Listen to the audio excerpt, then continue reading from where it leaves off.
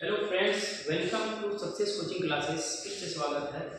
और आज हम जानेंगे क्लास 10 का सबसे महत्वपूर्ण प्रकाश चैप्टर का ये केस फाइल, जो बहुत बहुत इंपॉर्टेंट है। ये 3 नंबर में पूछा जाता है दोस्तों। तो जब वस्तु को ध्रुव P एवं फोकस F के मध्य रखा जाता है तो बनने वाले प्रतिबिंब का किरण आरेख, चलिए एक किरण आरेख के माध्यम से समझते हैं कि किस प्रकार जब वस्तु को P और F के मध्य रखा जाता है तो प्रतिबिंब कैसे और कहाँ बनता है। तो सबसे पहले एक अवतल दर्पण बनाया जाता है जिसके बाहरी हिस्से को पॉलिश कर दिया जाता है।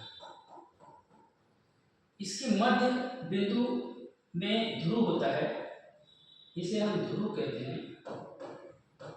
और ध्रुव से होते हुए एक लाइन, एक रेखा खींची जाती है जिसे मुख्य अक्ष या प्रधान अक्ष कहा जाता है। और इसके मध्य बिंदु, इस दर्पण के मध्य बिंदु में एक बिंदु होता है जिसे वक्रता केंद्र, और वक्रता केंद्र ध्रुव के मध्य F यानी कि फोकस होता है। आज हम वस्तु को P एवं F के बीच, यानी कि कहा गया है कि वस्तु को ध्रुव और फोकस के मध्य रखा जाता है तो प्रतिबिंब कहाँ और कैसे बनता है।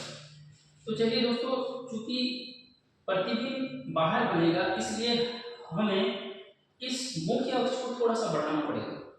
चलिए बढ़ाते हैं मुख्य अक्ष को।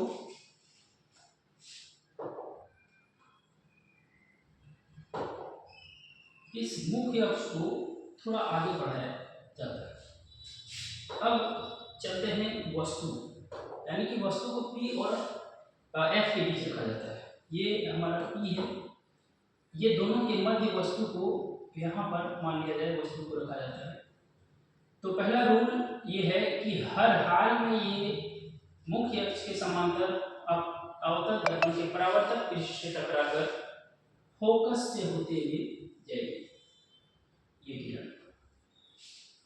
और दूसरी किरण वक्रता केंद्र से होते हुए, ये है वक्रता केंद्र दोस्तों, इससे होते हुए यहां से टकराकर, ये पहले इस अवतल दर्पण के परावर्तक पृष्ठ से टकराकर वक्रता केंद्र से होते हुए जाएगी। अब हम यहाँ देख पा रहे हैं कि अगर ये इसे हम आगे बढ़ाते हैं काल्पनिक रूप से, वास्तविक रूप, और इसे भी आगे बढ़ाते हैं तो ये हम समझ सकते हैं कि आगे ये रेखाएं दोनों जाकर यहाँ मिलेगी।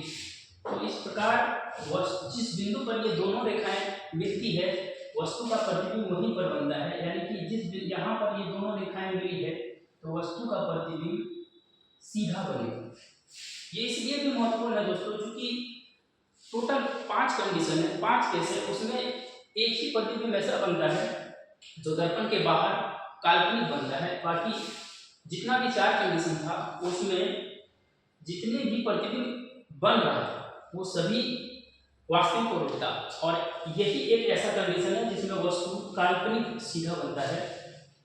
तो चलिए चलते हैं, ये A है और ये B। तो वस्तु का प्रतिबिंब दर्पण के बाहर A डैश B डैश वस्तु से बड़ा, और चूंकि ये सीधा है इसलिए इसे काल्पनिक प्रतिबिंब कहते हैं। धन्यवाद दोस्तों।